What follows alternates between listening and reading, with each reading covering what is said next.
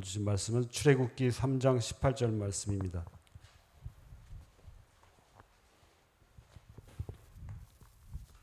출애굽기 3장 18절 말씀.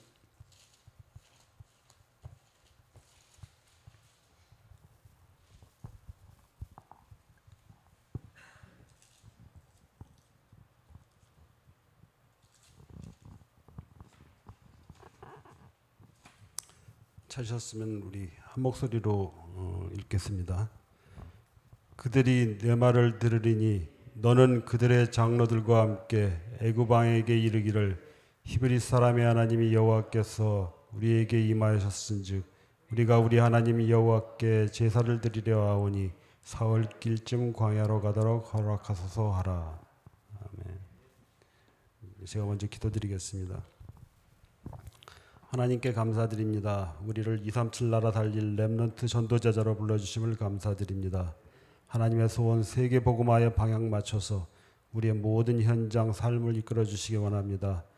분명한 복음 가진 선교사로서 정체성 속에서 해야 할 일들을 알고 실천할 수 있도록 축복해 주옵시고 하나님을 시원케 해드리는 영혼들 되게 주님 인도하여 주옵소서. 십자가에서 모든 문제 끝내신 그리스도를 우리가 믿고 내가 하나님 자녀이기에 더 이상 아무 걱정이 없습니다. 복음 못 누리도록 방해하는 데 생각과 모든 불신앙에 빠지지 않고 성취될 수밖에 없는 언약의 흐름 속에 있게 하여 주옵소서. 감사드리며 주 예수 그리스도 이름으로 기도드립니다. 아멘. 오늘 같이 나눌 말씀 제목은 모세가 미리 누린 것입니다. 하나님께서는 모세가 어려서부터 이제 유모가 된 친모를 통해서 복음을 각인시키셨습니다. 어려서부터 모세에게 각인된 복음은 고난을 만나게 되면 뿌리가 내려지게 되고 위기를 만나서는 체질화되어서 준비되어져서 결국에 모세가 자신의 정체성이 확실해질 때 하나님의 시간표를 따라서 80년이 지난 하나님의 계획에 따라서 모세는 쓰임받게 되었습니다. 우리 또한 우리는 우리의 정체성은 세계 복음화를 이룰 선교사들입니다. 우리는 하나님이 이끄시는 대로 따라가야 되고 우리가 망하고 싶어도 또 하나님으로부터 도망치고 싶어도 할 수 없는 하나님이 원하시면 그 인도하심 따라 갈 수밖에 없는 우린 하나님 자녀의 신분입니다. 하나님이 우리를 선교사로 정체성을 주시고 우리가 그거를 깊이 우리가 이제 깨달아야 되겠습니다. 그 여자들이 그 남자들이 하는 말 중에 듣기 싫어하는 말이 세 가지가 있다고 합니다. 첫 번째는 이제 군대 얘기, 두 번째는 축구 얘기라 그러고요, 세 번째는 군대에서 축구한 얘기라 그럽니다. 근데 축구까지는 아니고요. 잠깐 제 군대 얘기를 좀 해보려고 합니다. 저는 전라남도 광주에서 이제 공병대로 이제 근무를 하게 되었는데, 공병대는 이제 여름에 한 달 정도 이제 야외에서 이제 훈련들을 합니다. 그런데 그날도 이제 훈련을 마치고서 이제 이게 이제 땀이 나고 막 그러니까 근처에 이제 저수지에 가서 이제 씻게 됩니다. 이제 뭐 이거 한 부대가 다 갔으니까 이거 저수지에 한 100여 명 정도가 이렇게 쭉 딱 한꺼번에 다 몰리니까 이제 북적북적하고 그러죠. 저는 그래서 이제 몇 발짝을 더 나왔습니다. 근데 갑자기 발이 쑥 빠지는 거예요, 그냥. 그때부터 정신이 아득해지고요. 이제 아주 그냥 어떻게 할 수가 없는 거예요. 근데 우리가 만화 같은이나 이런 데서 보면 뭐 살려주세요 막 이러잖아요. 근데 그게 다 거짓말이라는 걸 제가 그때 알았습니다. 물이 꼭 여기까지만 잠깁니다. 아주 그냥 숨 못 쉬고 말도 못하게 여기까지 잠기고 손만 그냥 막 이렇게 막 휘젓고 그렇습니다. 바로 요 앞에 이게 사람들이 보이고 우리 부대원들이 다 보이는데 10m, 5m 앞에 보이는데 저를 그냥 빤히 쳐다만 보고 있는 거예요, 그냥. 계속 막 손을 막 흔들고 몇 번 내려갔다 왔다 그러고 있는데, 근데 그 와중에도 생각은 오만 가지 생각이 다 듭니다. 내가 여기서 이렇게 죽나? 내가 20살에 이게 한 번도 와본 적이 없던 전라남도 광주 어느 산골 저수지에서 제가 물에 빠져 죽는 걸 그런 생각도 들고, 내가 여기서 죽게 되면은 뭐예요? 우리 집이 흑석동이었었는데 그 옆에 동작동 국립묘지가 있는데 글로 가게 될지 아니면 대전의 현충원으로 가게 될지 뭐 그런 생각도 들고요. 그런데 이 앞에 있는 친구들은 저만 쳐다보고 있는 겁니다. 이게 아주 절망스러운 상황이고 진짜 막 말 그대로 이제 지푸라기라도 있으면 잡고 싶은 그런데 아무것도 잡을 것도 없고 물밖에 잡을 게 없습니다. 그때 한 명이 저한테 이제 뛰어들어오는 겁니다. 이게. 키가 185였고 근데 등치도 이렇고 완전히 보디빌딩 선수 같은 저보다 한 3달 고참이었습니다. 그 친구가 이제 막 뛰어들어왔으니까 어떻게 됐겠습니까? 이제 같이 빠졌죠. 또 이제 같이 빠졌습니다. 그 친구도 어떻게 그냥 급하니까 달려왔으니까 제가 그냥 꽉 껴안았죠. 그러니까 같이 빠져가지고 또 호적거리니까 그때서야 이제 몇몇 부대원들이 들어와서 이제 저를 이제 끄집어내죠. 그때 하여튼 뭐 정신이 없고 그랬는데 하여튼 뭐 배는 불러가지고 거머리도 한 서너 마리 먹은 것 같아요. 아주 그때 그런 숲을 같은데 거머리들도 꽤 많더라고요.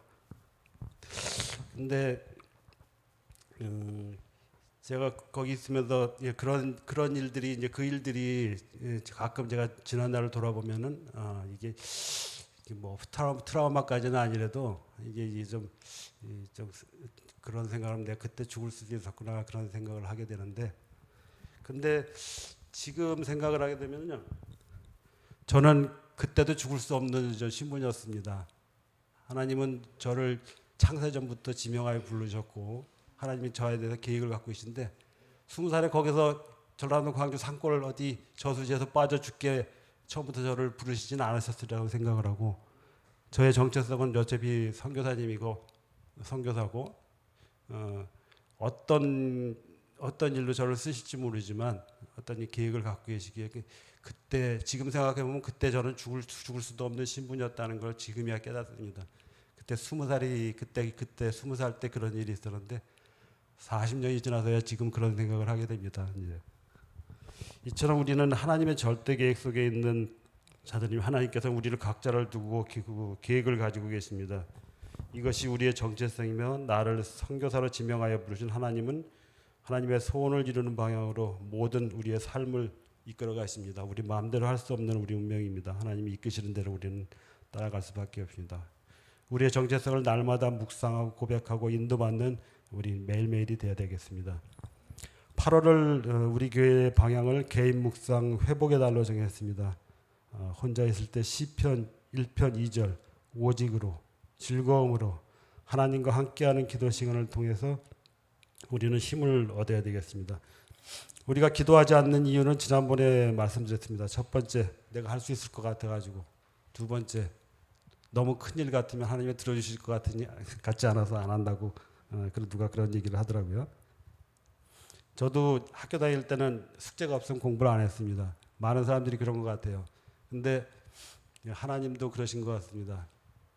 우리 각 가정이나 개인마다 문제가 없는 사람들은 없습니다. 그걸 통해 가지고 하나님은 기도를 하게 만드시고 또한 하나님 우리에게 하나님만 바라보게 만드시는 것 같습니다.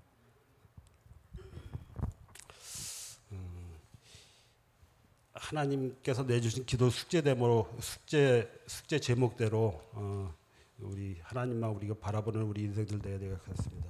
또 우리 체질은 또 이게 그런 문제가 있어도 쉽게 또 하나님만 바라보지 못하고 다른 우리가 만든 대상이든지 우리의 우상에 따라 가지고 그거에 쉽게 하나님보다 더 하나님 자리에 그런 걸 놓는 우리들 모습이기도 합니다. 특별히 또 사랑하는 사람이든지 그래도 하나님 자리를 대신할 수는 없습니다. 우리가 결혼 전에 뭐 각자 이제 뭐 연애 시절에는 서로를 이제 아주 천사같이 보이죠. 우리 자녀들 보고. 근데 결혼하고 나면 얼마 안 돼 가지고 이제 천적이 되는 거를 이제 금방 우리 깨닫지 않습니까? 이제 하나님 자리를 대신하는 건 어떤 것도 될 수가 없고 우리가 모든 상황 속에서 하나님께 기도하는 묵상의 시간을 갖는 게 가져야 될 것 같습니다. 우리 8월의 기도 제목대로 혼자 있을 시간이 많이 늘어났을 때 우리 하나님께 인도받는 그런 우리 하나님 자녀들 됐으면 좋겠습니다. 또 결론적으로 우리가 생각을 바꿀 때 하나님의 역사는 시작된다고 합니다. 응답은 와 있는데 내 생각이 불신앙의 통로가 되고 축복을 놓치게 만듭니다. 출애굽기 4장 20절 모세가 하나님의 명령을 따라서 애굽으로 갈 때 모세의 손에는 하나님의 지팡이가 들려 있었습니다. 출애굽기 4장 20절 말씀 한번 같이 한번 보도록 하겠습니다. 출애굽기 4장 20절 말씀. 출애굽기 4장 20절 말씀 같이 읽도록 하겠습니다. 내가 내 손을 들어 애굽 중에 여러 가지 이적으로 그 나라를 친후해야 그가 너희를 보내리라. 4장 20절이니까 거기가 아니네요. 4장 20절이면은 죄송합니다. 4장 20절 말씀 같이 읽도록 하겠습니다. 모세가 그의 아내와 아내를 나귀에 태우고 애굽으로 돌아가는데 모세가 하나님의 지팡이를 손에 잡았더라. 분명히 40년 동안 양을 지키던 우리 평범한 모세의 지팡이였는데 하나님의 손에 붙들릴 때 여기에 말씀대로 하나님의 지팡이, 능력 있는 하나님의 지팡이가 되었습니다. 또한 사무엘상 17장 45절 말씀 한번 보도록 하겠습니다. 사무엘상 17장 45절.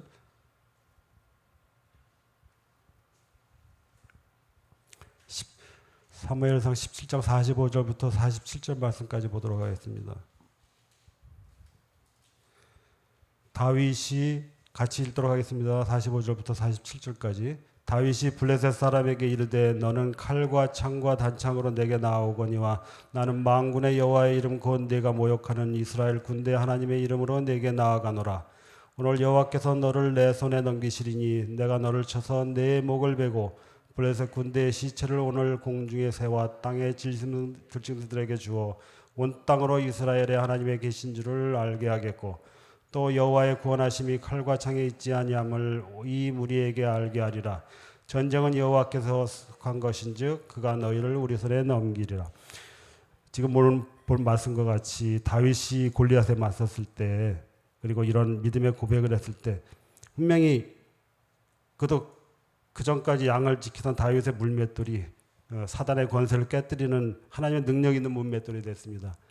모세같이 모세의 하나님의 지팡이가 하나님의 지팡이가 된 것 같이 또한 다윗의 물맷돌 또한 하나님의 능력이 함께하는 사단의 권세를 깨뜨리는 물맷돌이 되었습니다. 내 생각이 바뀌고 하나님과 방향 맞춘 고백을 할 때 하나님의 역사는 시작됩니다. 오늘 주신 말씀과 또한 예비 캠프 때 우리 간증 장로님이 간증대로 하나님의 말씀 속에서 기도하게 하시고 전도하게 하시고 메시지 주시는 증거가 우리의 삶 속에서 확인되는 축복의 한 주 되길 기도합니다. 아멘. 기도하겠습니다. 전능하신 하나님 아버지, 오늘 주신 말씀 속의 모세처럼 성경 속의 모든 렘넌트처럼 복인으로 각인 뿌리 체질화되어서 하나님께서 예정하신 일에 쓰임받기를 원합니다. 문제 사건 속에 빠지지 말고 그 문제가 아닌 근본 원인을 보게 하시고 하나님께 보냄받은 모든 현장 속에 미리 주신 응답을 누리는 전도자로 축복하여 주옵소서. 감사드리며 주 예수 그리스도의 이름으로 기도드립니다. 아멘.